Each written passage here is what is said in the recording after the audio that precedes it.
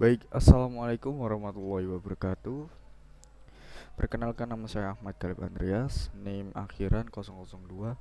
Di sini saya akan mempresentasikan laporan saya untuk memenuhi ujian akhir semester genap mata kuliah praktikum administrasi jaringan komputer.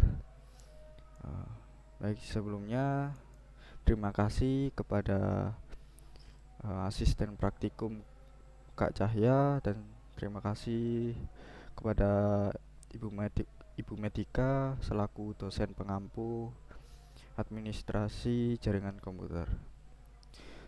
Baik, di sini untuk soalnya terdapat topologi jaringan sebagai berikut.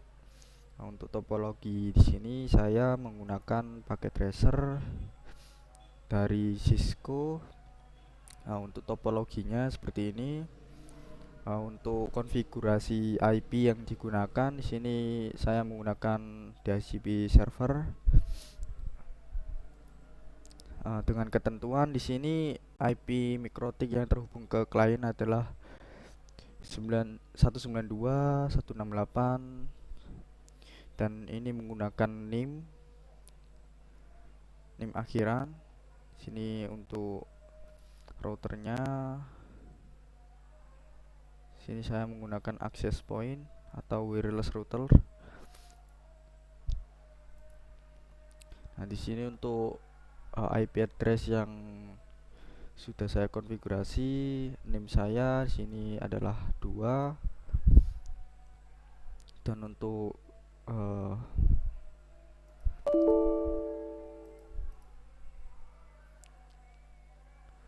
selanjutnya di sini pengaturan pada wirelessnya.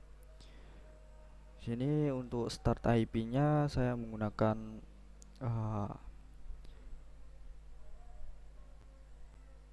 DHCP server. Untuk start IP-nya dimulai dari 10. Untuk maksimum number untuk kliennya sini 40 host.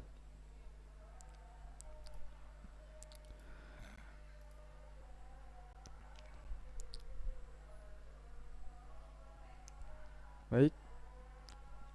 Untuk soalnya di sini DHCP server sesuai keterangan IP pada tabel di atas. DHCP server sudah, topologi sudah. Sekarang tinggal mengecek pada klien.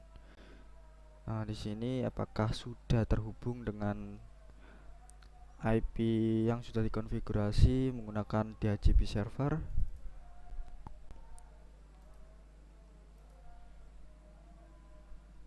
Nah, jika di sini IP address sudah 2.10, maka di sini konfigurasi DHCP-nya sudah berhasil. Kemungkinan yang menggunakan NIC rebel juga di sini berhasil juga. Nah, di sini sudah berhasil ya. Nah, baik, topologinya seperti ini. Dan untuk simulasi di sini saya menggunakan VirtualBox. Nah, mungkin saya tidak akan melakukan visualisasi secara langsung karena laptop saya itu tidak mumpuni untuk menggunakan VirtualBox bersama dengan record screen. Maka mungkin saya akan memperlihatkan screenshotan dari VirtualBox-nya sendiri. Oke.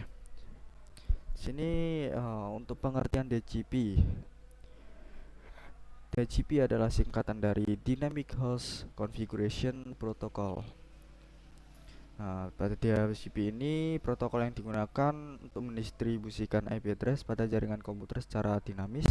Dengan menggunakan DHCP, Anda dapat melakukan konfigurasi IP address pada setiap perangkat di jaringan komputer secara otomatis.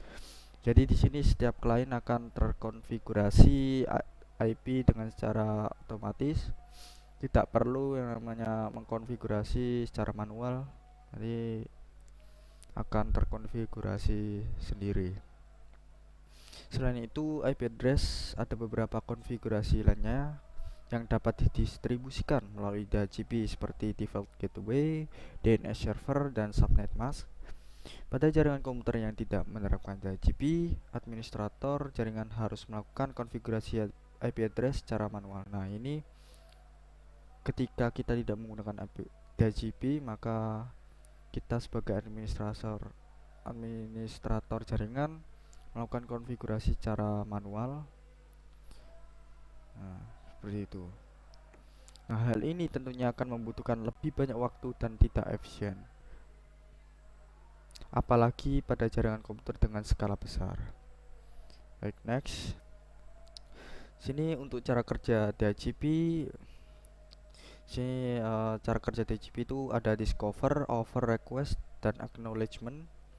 Nah, agar dapat bekerja dengan baik, DHCP memerlukan DHCP server dan DHCP client.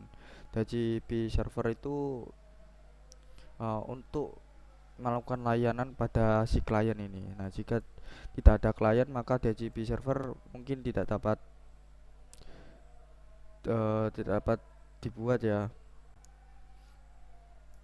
Nah, ketika tidak ada server, maka klien juga tidak dapat terkonfigurasi secara otomatis. Nah, DHCP server ini bertugas untuk mengelola konfigurasi jaringan komputer yang meliputi yang pertama menentukan IP gateway, yang kedua adalah menentukan IP DNS server, subnet mask, dan list time. Nah, list time ini seperti waktu pada kliennya. Nah, sementara DHCP client adalah perangkat yang menerima konfigurasi IP address dari DHCP server sehingga bisa terhubung dengan baik. Komunikasi antara DHCP server dan DHCP client untuk konfigurasi jaringan ini disebut dengan istilah DHCP handshake, seperti itu. Nah, selanjutnya ini adalah tahapan yang terjadi pada komunikasi DHCP. Yang pertama di sini ada discovery. Nah, pada tahapan ini itu perangkat klien akan mencari DHCP server dengan mengirimkan broadcast paket berupa discover message. Discover message ini berisi pesan bahwa klien membutuhkan konfigurasi IP address. Selanjutnya tahapan over. Setelah DHCP menentukan server dan discovery message diterima, maka DHCP server akan merespon dengan over message yang berisi konfigurasi IP address yang tersedia untuk klien. Selanjutnya tahapan yang ketiga adalah request. Setelah over message diterima oleh DHCP client, maka klien akan mengirimkan request message yang berisi bahwa klien menyetujui penawaran atau offer message sebelumnya diberikan oleh DHCP server. Tahapan yang terakhir di sini adalah acknowledgement. Pada tahapan ini DHCP server akan mengirimkan DHCP acknowledgement yang berisi informasi konfigurasi IP address serta last time atau lama waktu sewa IP. Selain itu, DHCP server ini juga akan mengubah status IP yang sudah dipinjamkan ke klien. Nah, pada tahapan ini klien sudah dapat mendapatkan konfigurasi IP secara otomatis sehingga dapat terhubung ke dalam jaringan untuk berkomunikasi. Mungkin itu keempat tahapan. Sini semua tahapan ini harus terpenuhi. Jika tidak terpenuhi, maka pengkonfigurasian DHCP bisa jadi akan gagal, seperti itu. Oke, selanjutnya adalah pengertian DNS atau Domain Name System. Nah, pada DNS server ini adalah sebuah sistem yang bertugas menyimpan semua informasi data domain dalam jaringan. Dengan adanya DNS, domain atau hostname yang ada akan ditranslate dan diterjemahkan dalam alamat IP sehingga dapat diakses. DNS adalah server yang bisa melayani permintaan untuk mengetahui sebuah IP address yang digunakan oleh suatu domain. Permisalan mudahnya, saat Anda ingin mengakses facebook.com, maka server DNS akan mencari IP address dari Facebook sehingga komputer Anda dapat mengakses Facebook. Pengguna DNS server ini biasanya sudah disetting otomatis di setiap komputer dan setiap provider penyedia layanan internet. Namun jika belum, maka perlu pengaturan di bagian IP address terlebih dahulu. Apabila Anda menggunakan router, maka Anda bisa membuat server DNS sendiri, akan tetapi pencarian IP address tetap dilakukan oleh provider penyedia layanan internet. Jadi DNS itu domain pada website, misal seperti Facebook, seperti misal detik.com, YouTube. Nah, itu namanya domain server. Jadi IP address yang sudah ditranslate itu namanya DNS ini. Oke, selanjutnya penjelasan tentang DNS tetap ya. Dari sedikit penjelasan tersebut Anda menjadi tahu definisi DNS. Nah, pencarian IP address oleh DNS itu hanya perlu dilakukan sekali. Jadi saat IP address dari website tertentu sudah diketahui, maka komputer akan tetap menyimpannya atau istilahnya melakukan cache DNS, sehingga ketika mengakses website yang sama maka tidak perlu lagi melakukan pencarian alamat IP. Oh, nah, mungkin seperti itu. Oke, selanjutnya manajemen bandwidth. Manajemen bandwidth adalah sebuah proses yang digunakan untuk memberikan saluran yang bisa dimanfaatkan dalam proses upload atau juga mendownload. Tujuannya agar kualitas dari layanan yang dilakukan mampu memberikan hasil yang baik. Lalu apa saja fungsi manajemen bandwidth? Pengguna bandwidth juga harus dibagi dengan manajemen yang baik. Jika manajemen bandwidth buruk, maka meskipun bandwidth tersebut cukup besar, tetap saja data yang dikirim maupun diterima akan lemot. Nah, untuk cara kerja bandwidth sini, manajemen bandwidth, uh, cara kerja RAID ini itu mengatur aliran bandwidth ke setiap PC berdasarkan jumlah workstation di perusahaan. Nah, hal ini itu bertujuan agar sumber daya internet yang tersalurkan dapat berjalan secara proporsional sesuai kebutuhan, seperti itu. Nah, untuk uji keberhasilan bandwidth, kita dapat melihat kecepatan internet upload atau download. Nah, untuk contohnya seperti ini.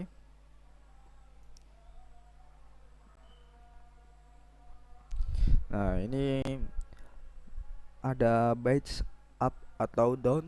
Nah, ini untuk kecepatannya ya. Baik, next.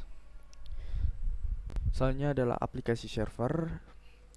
Aplikasi server merupakan aplikasi komputer yang memberikan layanan atau melakukan proses pelayanan terhadap setiap peminta akses yang dilakukan oleh setiap komputer atau komputer klien atau pengguna yang terhubung dengan jaringan.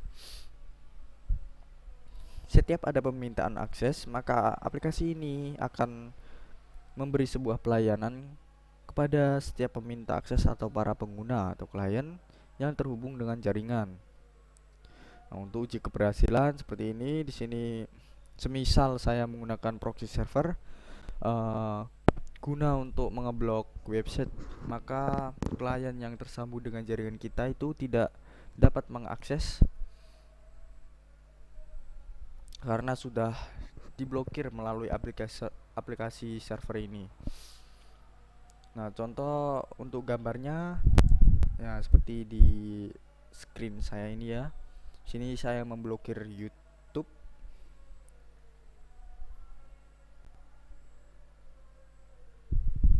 Nah, ketika si klien mencoba masuk ke website YouTube, maka akan bertulisan this page can be displayed, yang artinya di sini kita tidak dapat YouTube tidak dapat ditampilkan di dalam browser, dan seperti itu.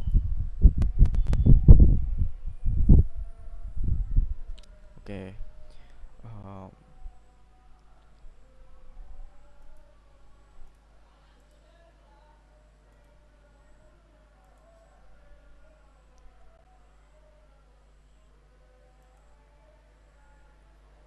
Oke, mungkin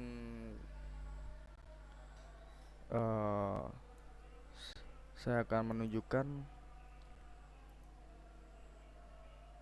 cara kerja pada DHCP dan DNS. Kemarin tadi saya lupa untuk menampilkannya ya.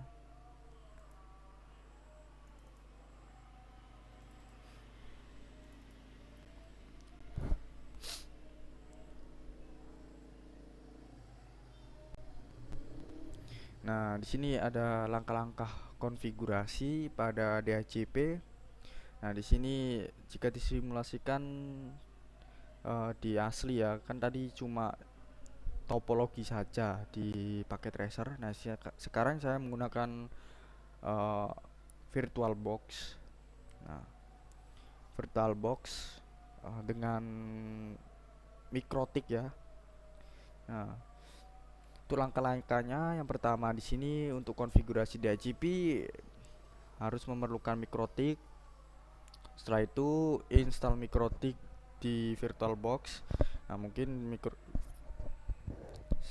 seperti ini untuk tampilan jika sudah masuk ke mikrotik dalam VirtualBox. Nah, selanjutnya sini membutuhkan juga software Winbox. Nah, gunanya untuk apa? Untuk